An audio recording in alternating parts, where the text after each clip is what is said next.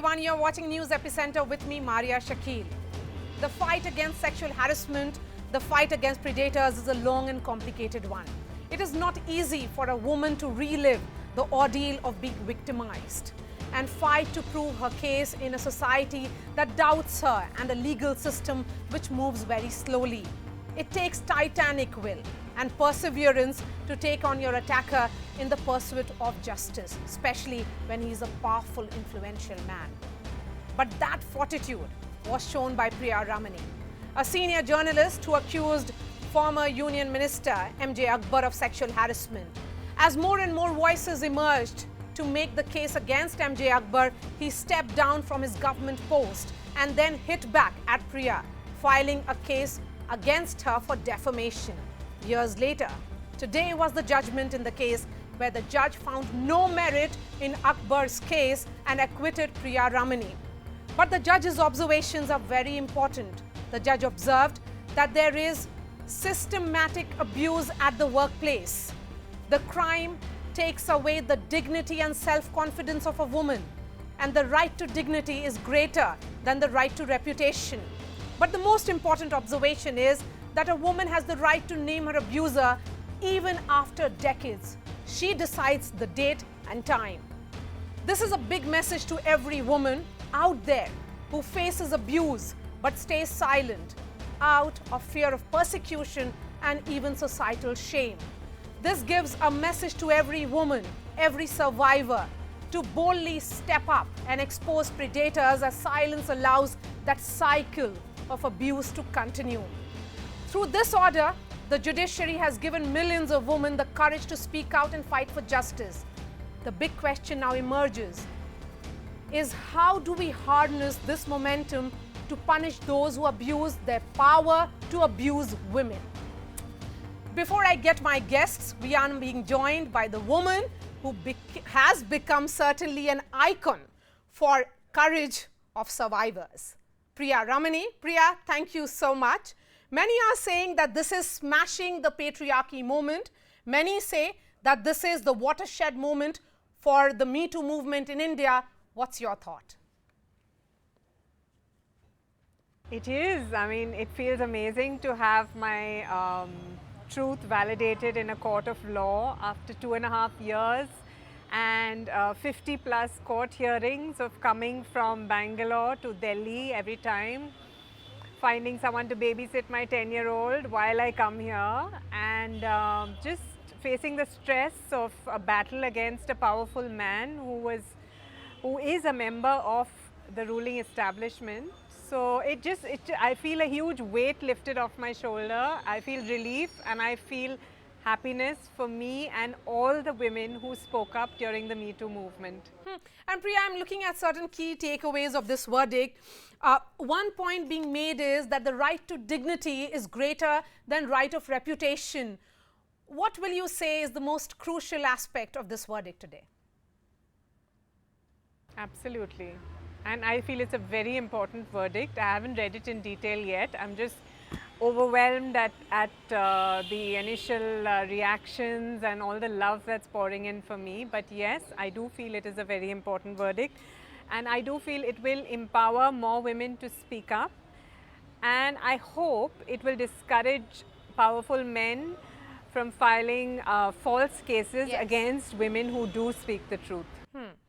And most offences are cognizable, serious offences, including the one that has been reported by Ghazala Wahab. Should there be criminal prosecution now? See, Me Too was not about criminal prosecution. Me Too was just half the world's population saying that this happened to us and just sharing stories and telling, just sharing things that they had kept hidden within themselves for years. And even despite Me Too and the millions of women who spoke up, women still don't share, women still keep so many secrets. So this is not about criminal prosecution, and it's just about speaking our truth. And even today, if you just tap on the Me Too hashtag on Twitter, you'll see the same story unfolding in all parts of the world. You know, there's something happening in Greece, in China. A young woman is battling a powerful media person Yes. who sexually harassed her in a hotel room. I mean, there are echoes of this story across the world. And women can speak after years of sexual harassment, is what the court has said. But was that easy for you? Other women had to take the stand to prove and back your story. So I always say I spoke because women before me spoke, and I hope that I inspire women to speak after me. When I spoke, there were a couple of young women who started with Sandhya Menon and Anu Bhuya, both of them talking about both journalists talking about their experiences of sexual harassment in the workplace. And then people, like 2 or 3 women tweeted about MJ Akbar, and they said, when will the floodgates open? One of them said, I think it was Ghazala, when will the floodgates open about MJ Akbar?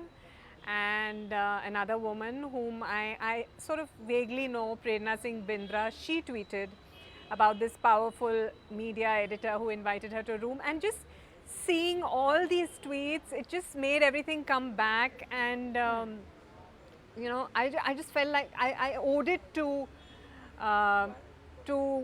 women to share my truth at that moment. It was just like a spontaneous, powerful moment for me.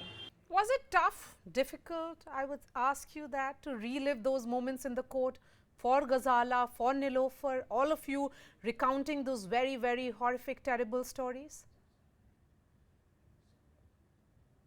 It was, so especially for Ghazala. Ghazala's story was really painful, and just, I mean, every time I hear that story, I get the shivers. And to make matters worse, when Ghazala was speaking in court, lawyers from the opposing team were sniggering, you know. Every time the word Me Too was used in court, you know, there were sniggers.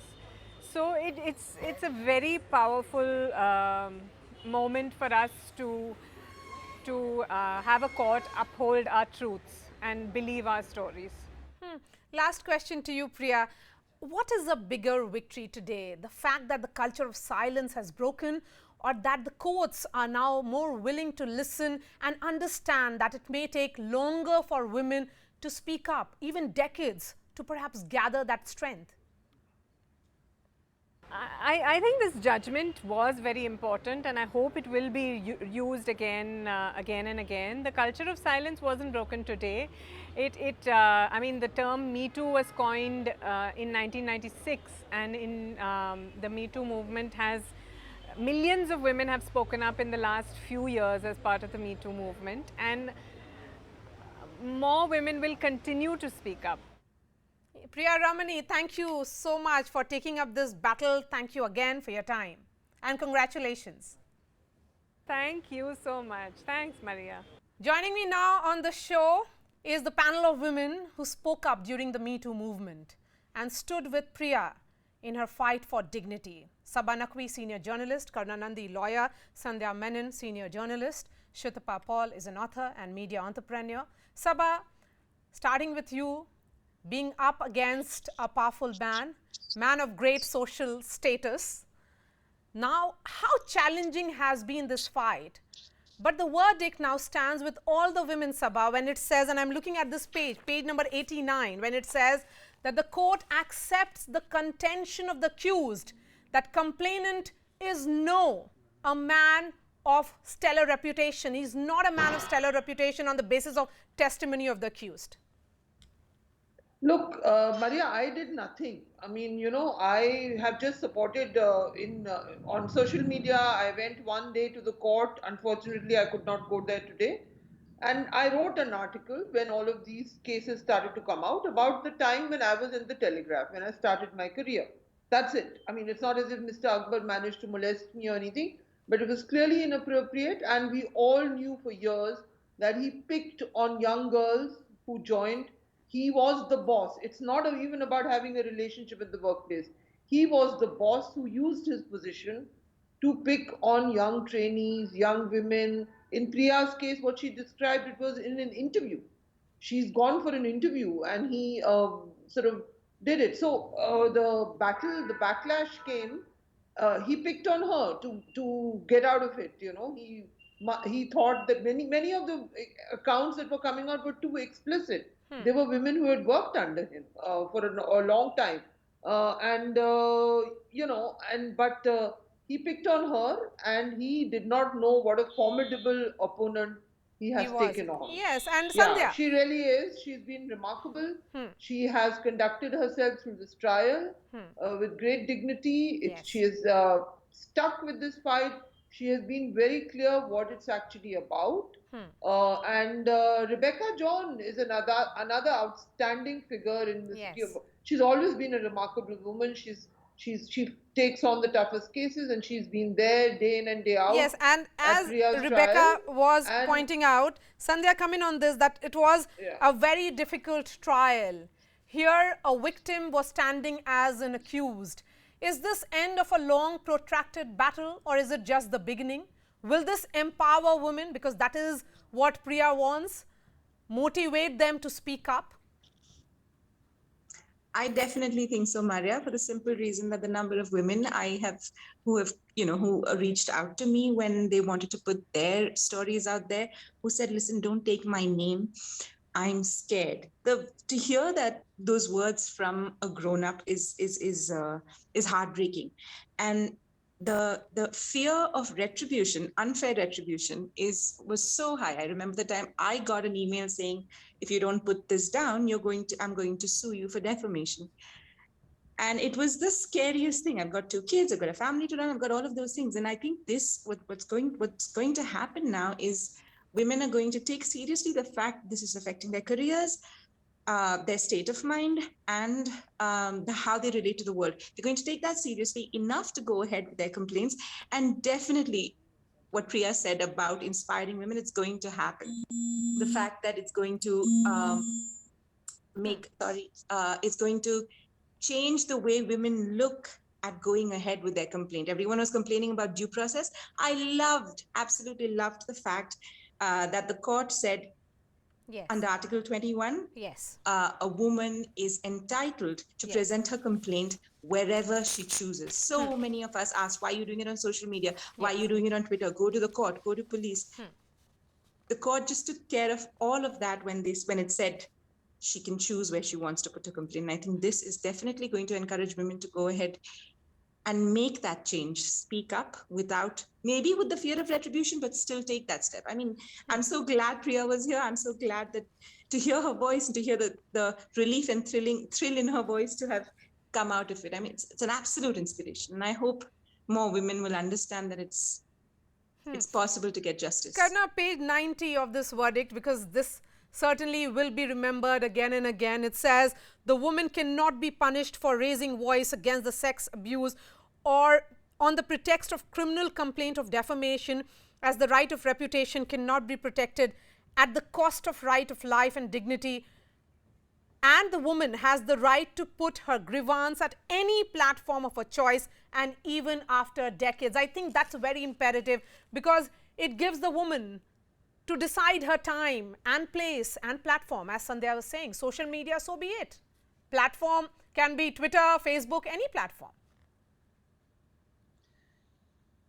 What Sandhya was saying was exactly right, and that it is the woman's choice whether she wants to complain online or to the Prevention of Sexual Harassment Committee, if such a thing exists, in the particular workplace that she works, or to the criminal law. And you frequently see people saying that, but why didn't you go to the criminal court? And putting the onus on the woman, saying that you may have suffered the sexual assault or sexual harassment, you've suffered the crime. Now you also take on the onus of the burden on your shoulders on getting justice and going through a process that's quite difficult.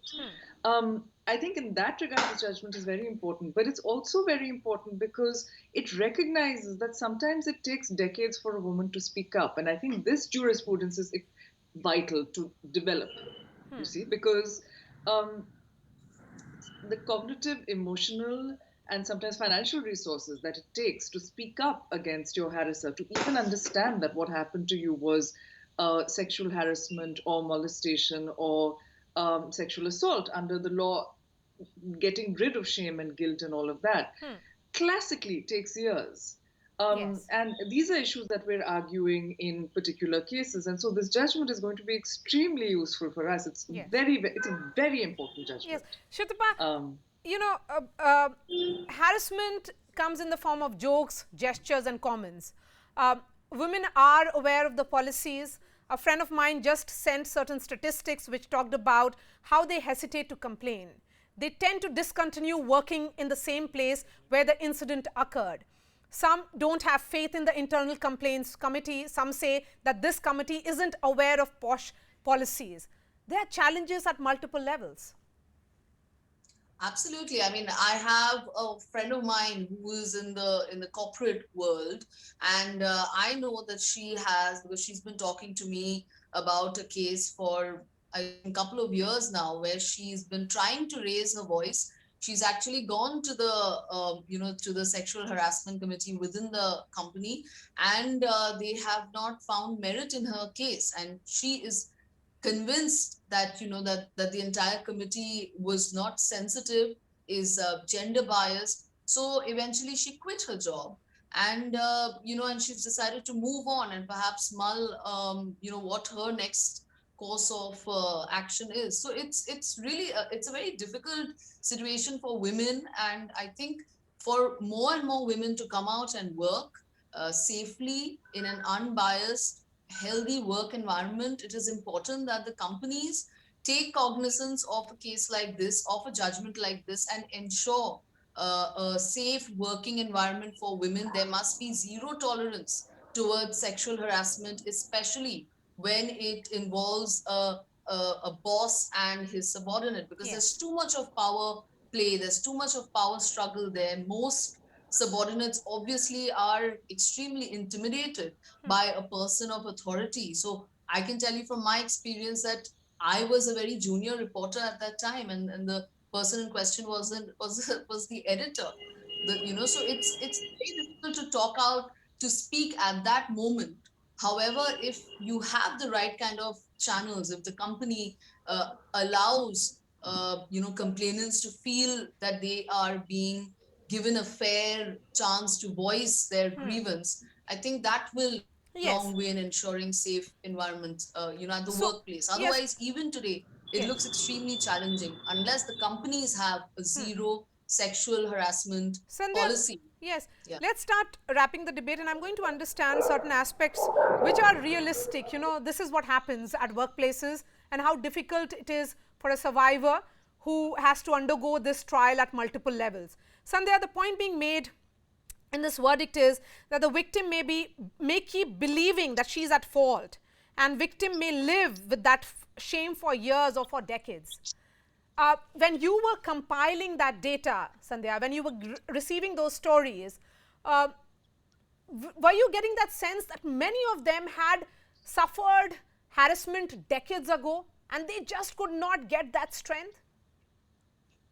Absolutely. There were so many women saying, this happened 10 years ago, this happened 15 years ago.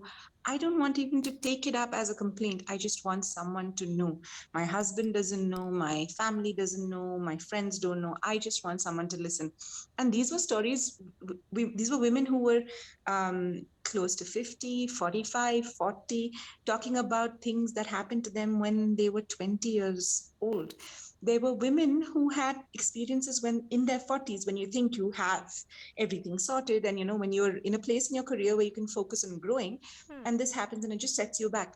And all of them had stories, almost all of them, their thing was, I'm not sure I want to do anything about it because I'm afraid how it'll affect my family, how it'll affect my career, and how it'll affect me personally. Yes. But I just want someone to listen. It's really painful to sort of hear that all they want is for someone to hear that story. Yes. And it doesn't matter if it's published, it's not published, they just want it out. And they've been living with this. Imagine a functional person who works, who has a family, who has friends, a social circuit, all of that. hasn't spoken about this, living with this within yourself for years. Yes.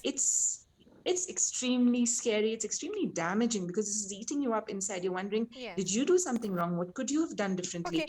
Okay. Should you have quit? Should you have spoken up? I think that's the biggest guilt. Should you have spoken up, and could you have saved someone else the same trouble?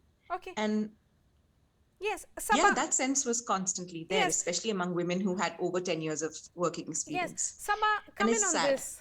It really is. It's really sad, but today is of course a turning point. We'll be calling it, because Priya says that thank you to all women who spoke before me. I think we have lost that connection with Sabha. Come in on this, Karuna. To all those women who spoke before her, to Priya Ramani who took up this battle, and to many more who will get that strength. What about the safe workplace? Will it really achieve what it has all set out for?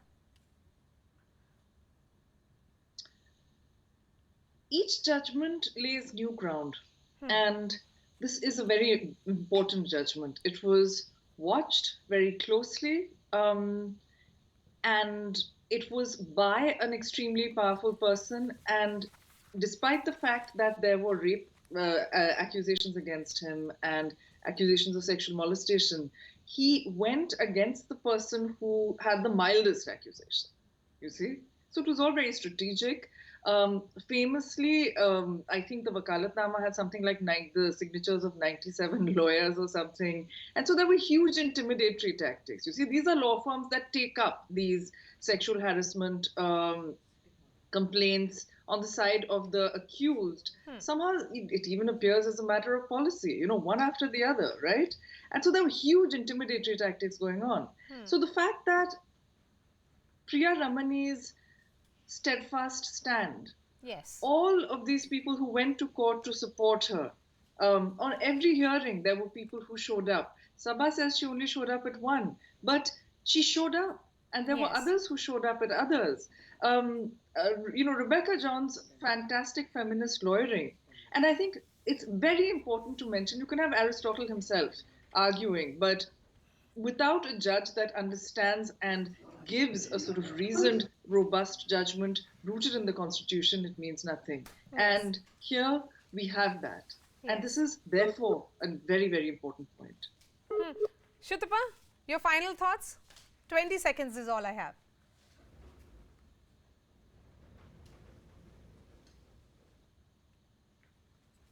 Shutapa, your audio is, yes, you have to unmute your audio. Right. Yes. So as I was saying, 20 seconds, now down to 10 seconds. Big hug and love to Priya and Rebecca and her team. It's a wonderful day for us. And after 2.5 years, I think we all feel vindicated. And I hope this empowers more women to come forward and you know, kind of makes sure that we achieve that safe work environment for women. That's my only wish, and I hope that comes true soon. We certainly hope that too. Sabha, Karuna, Sandhya and Shritpa, thank you so much for joining us. Of course, this is a watershed moment for all those who spoke before Priya, to Priya, and many who will get that courage listening to her and from her story. That's all from me. Thanks so much for watching.